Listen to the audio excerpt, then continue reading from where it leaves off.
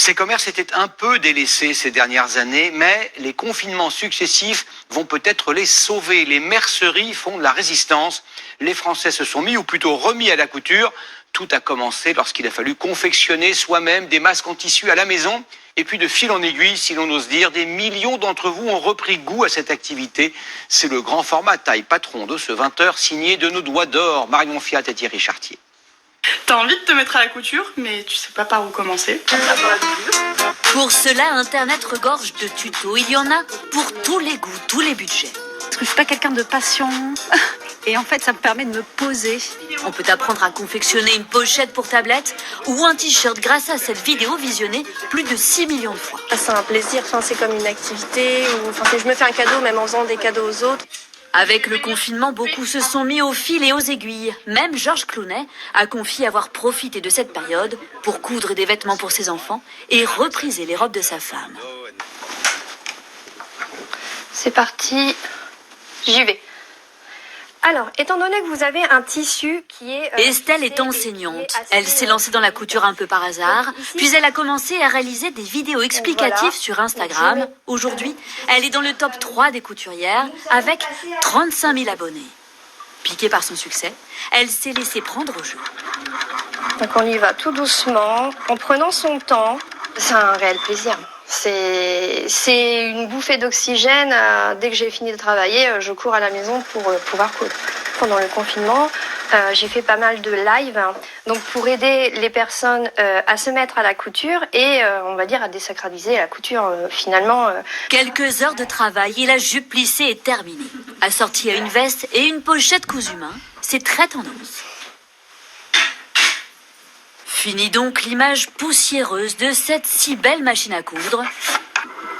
Les magasins spécialisés attirent de nouveaux adeptes depuis quelques mois et tous ont une bonne raison de venir ici.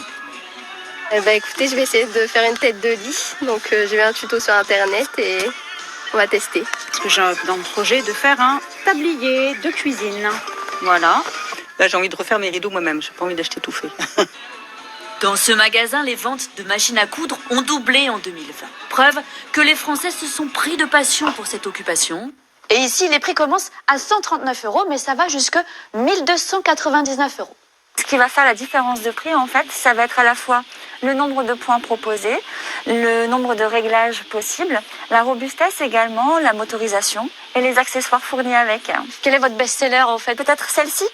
On est sur une gamme qui est à la fois premium, donc bien robuste et de très bonne qualité, et en même temps, elle est très simple d'utilisation. De nouveaux clients qui ont permis de sauver ces petits commerces que sont les merceries. On en comptait 6 000 dans les années 80. Aujourd'hui, elles ne sont plus que 2 000 en France. Ici, on compte 19 000 références, du fil, des rubans, des boutons aux allures de bonbons. Cette mercerie fantaisie a profité de cette période pour mettre en ligne ses produits et se lancer dans la vente à distance. Le site existait déjà, mais oui, le confinement a fait qu'on a mis davantage de choses pour que les gens aient un choix plus vaste, en fait. De voir que les gens étaient présents, passaient des commandes, ça a été très positif et après, ça a perduré, en fait. Donc, ça nous a rassurés aussi pour l'avenir de la boutique, ouais. La boutique qui accueille également une clientèle en quête de consommation durable et responsable, comme Isabeau. Pour elle, la couture est surtout une élégante façon de recycler. C'est un petit haut, donc ça c'est l'arrière, donc avec aussi un col en U à l'arrière, ce qu'on fait aussi pas mal. Et puis c'est un tissu d'ameublement, mais qui a été récupéré dans une vieille armoire.